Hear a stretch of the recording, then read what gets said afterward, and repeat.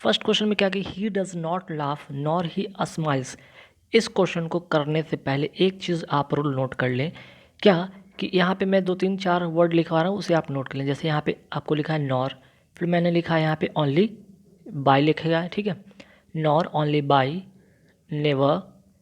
उसके बाद आप लिखेंगे स्कार्सली, स्कार्सली, हार्डली, ठीक है। स्कार्सली हो गया, हार्डली हो गया, सेल्डम नोट कर लें, ठीक है। तो ये जो कुछ वर्ड आपको मैं सिखाया, अगर अगर ये वाक्य के या सेंटेंस के शुरू में आए तो जो सेंटेंस होगा उसका जो ऑक्सिलरी वर्ब होगा, ऑक्सिलरी वर्ब किसके पहले होगा, वो सब्जेक्ट के पहले होगा, ठीक है। He does not laugh nor he smiles. यहाँ पे एक चीज़ देखेंगे, नॉर से शुरू हो रहा है, नॉर से शुरू हो रहा है। अभी मैंने बताया कि अगर इन सारे वर्ड से इन सारे में से किसी एक वर्ड से अगर सेंटेंस स्टार्ट होता है या सेकंड क्लॉज भी स्टार्ट होता है तो जो सब्जेक्ट के पहले क्या आएगा, ऑक्सिलरी वर्ब आएगा, ठीक है।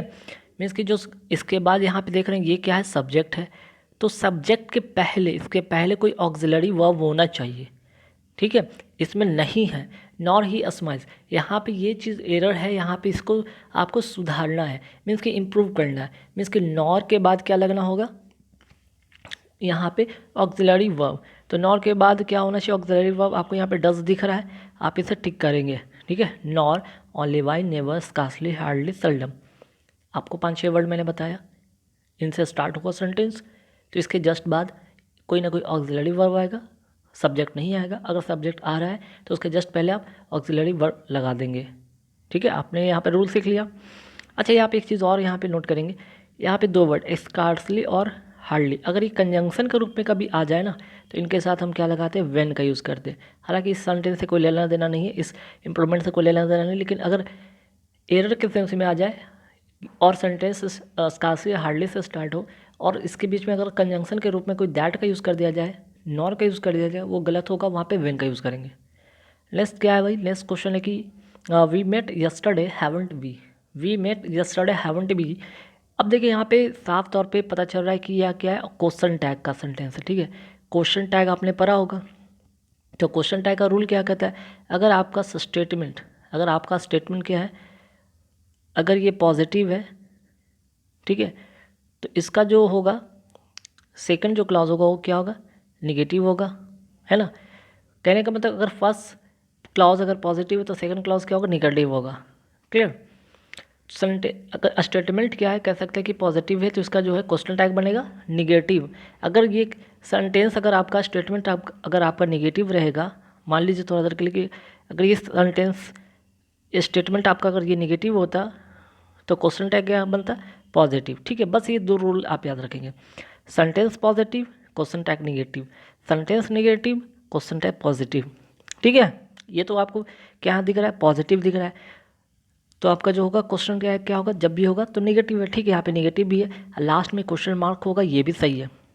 आपको 3 चीज़ ध्यान रखना है। स्टेटमेंट पहले तो ये देख रहे हैं कि पॉजिटिव है, ठीक है, तो क्या इसका जो उससे क्वेश्चन टैग है वो निगेटिव है, तो हाँ यहाँ पे नॉट लगा हुआ है ना, तो निगेटिव है, ठीक है। इसके बाद लास्ट में क्वेश्चन मार्क है तो हाँ है। अब सवाल ये होता है कि यहाँ पे देख रहे हैं कि मेट लिखा हुआ है ना, मेट मतलब वी टू का मतलब पास्ट का मतलब डिडेंट वाला होगा, डिडेंट वी, ठीक है, डिडेंट वी होगा। तो हम थर्ड पे आते हैं कि she could not help but laugh.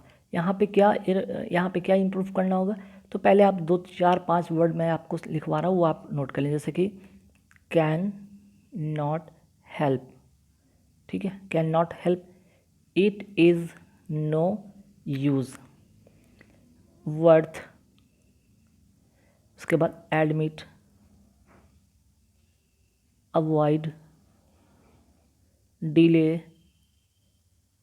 Mind, deny, detest, enjoy, तो ये सारे जितने वर्ड, जैसे कैन नॉट हेल्प की बात कर लिए, इट इज़ नो यूज़ की बात कर लिए, वर्थ की बात कर लिए, एडमिट की बात कर लिए, अवॉइड की बात कर लिए, delay, detest, deny, mind, enjoy.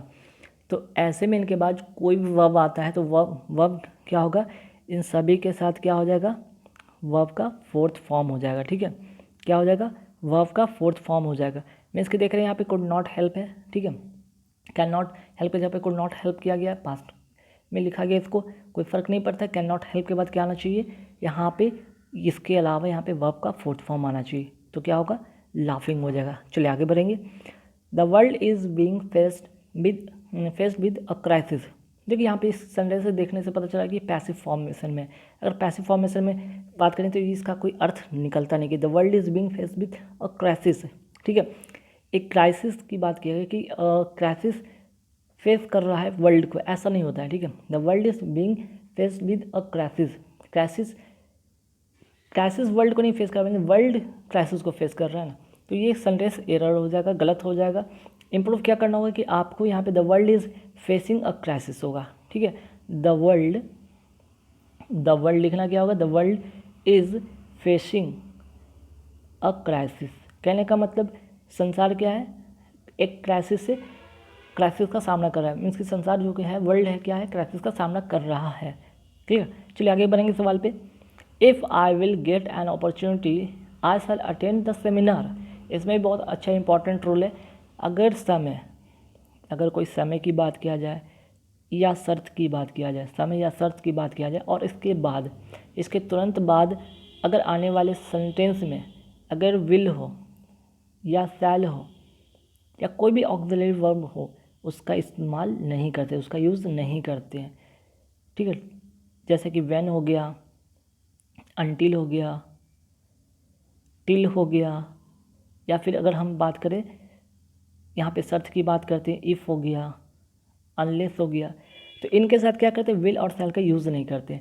तो विल और शैल का यूज़ नहीं करेंगे तो क्या करेंगे, इफ़ आई गेट। ठीक है, if I get an opportunity I shall attend the seminar. ठीक है, अब आप सोचेंगे गेट ही क्यों हुआ, गॉट क्यों नहीं हुआ, तो इसका भी एक रूल है कि अगर एक तो कंडीशनल सेंटेंस के साथ क्या होगा, यहाँ पे आप क्या करेंगे, फ्यूचर यहाँ पे क्या लगाएंगे, यहाँ पे प्रेजेंट इंडेफिनिट लगाएंगे। ठीक है, यहाँ पे प्रेजेंट इंडेफिनिट लगाएंगे और इसके बाद जो सेकंड क्लॉज है वो होगा फ्यूचर में। तो ध्यान रखिएगा, if I get an opportunity I shall attend the seminar. जब कंडीशन की बात हो तो कंडीशन के साथ फ्यूचर इंडेफिनिट होगा, उसके बाद वाला सेंटेंस कंडीशन वाले जो सेंटेंस होंगे प्रेजेंट इंडेफिनिट में होंगे और उसके बाद वाला जो क्लॉज होगा फ्यूचर में होगा। क्लियर, चलिए आगे बढ़ेंगे सवाल पे। She insisted on she was innocent. देखिए यहाँ पे दो क्लॉज है, दो क्लॉज के लिए एक कंजंक्शन आना ही चाहिए। ठीक है, आना चाहिए, तो यहाँ पे कनेक्टिविटी के तौर पे हम क्या यूज़ करेंगे, दैट का तो यूज़ करेंगे। ठीक है, दैट का यूज़ करेंगे, तो सी इंसिस्टेड होगा। ठीक है, इंसिस्टेड ऑन नहीं होगा, यहाँ पे दैट अगर यूज़ करेंगे तो ऑन नहीं यूज़ करेंगे। ठीक है, क्योंकि अगर ऑन करेंगे तो इसके बाद का जो सेंटेंस होगा वो स्ट्रक्चर बदल जाएगा, सी इंसिस्टेड ऑन हर इनोसेंस हो जाएगा। क्लियर, वहाँ पे ये चीज़ नहीं करेंगे तो यहाँ पे कनेक्टिविटी के तौर पे दैट करेंगे और इंसिस्ट के साथ यहाँ पे कोई प्रीपोजिशन आएगा नहीं। She insisted that she was innocent. Clear, तो क्वेश्चन में छठा समझ में आ गया कि सी अगर यहाँ पे एक तरह से कह सकते हैं, यहाँ पे दो क्लॉज को कनेक्ट किया गया है दैट से, और दैट के पहले यहाँ पे कोई भी आप प्रीपोजिशन का यूज़ नहीं करते हैं। ध्यान रखिएगा, क्लॉज के पहले कोई कनेक्ट होगा, दैट का कनेक्टिविटी हो रहा है, उसके पहले कभी भी कोई यहाँ पे प्रीपोजिशन का यूज़ नहीं करेंगे। क्लियर, नेक्स्ट जो क्वेश्चन है कि the other shook their heads and made वेग नॉइजेस ऑफ अप्रूवल। अब यहाँ पे ध्यान दीजिएगा, यहाँ पे क्या हो रहा है कि the other their heads and made वेग नॉइजेस, है ना। वेग नॉइजेस यहाँ पे स्पेलिंग मिस्टेक है, VAGUE। वेग मतलब होता है अस्पष्ट, जो अस्पष्ट जो नॉइज है, जो अजीब सा आवाज़ आ रहा है। कैसे कहते हैं कि कैसे कह सकते हैं कि अगर कोई आवाज़ अजीब से आ रहा है, मीन्स कि कोई आपको कुछ कह रहा है और आप बढ़िया से सुन नहीं पा रहे। अगर आपको कोई कुछ कह रहा है और आप बढ़िया से सुन नहीं पा रहे हैं, लेकिन उसको क्या कर रहे हैं कि उसको मना भी नहीं कर सकते, बुरा लग जाएगा, इस सेंस में आप क्या करते हैं, हाँ हाँ ठीक है सुनाई दे रहा है ना, हालांकि आपको सुनाई दे रहा नहीं, तो इस कंडीशन में आप क्या करते हैं, हाथ सर घुमाकर हल्के फुल्के में हामी भर देते हैं। हालांकि आपको ये ऐसा होता सुनाई देता नहीं ठीक से या सुनाई नहीं आ रहा होता, फिर भी आप उसको हामी में भर देते हैं। हामी भरना, तो ऐसे कंडीशन में हम क्या करते हैं, यहाँ पे सुक नहीं करते, यहाँ पे नॉडेड की बात करते हैं। Other nodded they heads and made वेग नॉइसेस ऑफ अप्रूवल। ठीक है, जो वेग नॉइसेस आ रहा है वो भी अप्रूवल के तौर पे कहते हैं, हाँ भाई ठीक है, सब सही है ना, जो है सही है। तो यहाँ पे नॉड अगर हेड की बात करते हैं, इसका मतलब होता है हामी भरना, हामी भरना। चलिए आगे बढ़ते हैं सवाल पे। My father has bin advise to reduce smoking. देखिए स्मोकिंग के साथ रिड्यूस नहीं होता है, ठीक है, स्मोकिंग के साथ होता है कट डाउन करना। कट डाउन करना मीन्स कटौती करना, कि आप क्या करें स्मोकिंग में, क्या करें, कटौती करें, ठीक है, रिड्यूस नहीं करना होता यहाँ पे। My father has bin advise to reduce, नहीं cut down smoking. Clear. Next question क्या है कि listen attention to what I say. ध्यान से सुने जो मैं कह रहा हूँ, ठीक है। इसका सेंटेंस में पहले यहाँ पे देखिए, ये सेंटेंस में लिसन क्या है, यहाँ पे एडजेक्टिव है। लिसन क्या है, एडजेक्टिव है। तो सॉरी, लिसन एडजेक्टिव नहीं है, यहाँ पे लिसन क्या है भाई, यहाँ पे वर्ब है। तो अगर लिसन वर्ब है तो इसके बाद जस्ट बाद क्या आना चाहिए, यहाँ पे एक एडवर्ब आना चाहिए। वर्ब के बाद एक एडवर्ब आना चाहिए, है ना, क्योंकि वर्ब को क्वालिफाई कौन कर रहा है, एडवर्ब कर रहा है। तो अटेंशन ना होकर क्या होगा, अटेंटिवली होगा, ठीक है। एलवाई वाला ढूंढे और टिक कर ले, listen attentively to what I say. और नेक्स्ट क्वेश्चन पे आता है कि मेनी ए मैन, ये क्वेश्चन भी काफ़ी इंपॉर्टेंट है। Many a man have died of cancer. तो देखिए डाइड के साथ तो याद रखिएगा यहाँ पे प्रीपोजिशन होता है फिक्स। एक तो मैंने सिखाया था डाई ऑफ, ठीक है, डाइड के साथ फिक्स प्रीपोजिशन लगता ही लगता है, ये तो दिमाग में रखें। दूसरी एक चीज़ और ध्यान रखिएगा, मेनी ए का एक रूल है कि मेनी ए के बाद आपका जो होगा नाउन सिंगुलर होगा एंड वर्ब भी क्या होगा आपका, सिंगुलर होगा। दोनों चीज़, नॉन भी सिंगुलर और वर्ब भी सिंगुलर। काफ़ी इंपॉर्टेंट क्वेश्चन है, काफ़ी इंपॉर्टेंट क्वेश्चन है कि मेनी ए के बाद जो आपका नाउन होगा, यहाँ पे मैन देख रहे हैं ना, नाउन है, ये नाउन है, और नाउन क्या है यहाँ पे, सिंगुलर है। तो वर्ब भी क्या होगा, सिंगुलर। तो हैव तो होगा नहीं ना, तो क्या होगा, हैज़ वाला होगा, मीन्स कि ए इसका करेक्ट आंसर होगा। तो गाइस कैसे लगे यहाँ पे सेंटेंस इंप्रूवमेंट का 10 इंपॉर्टेंट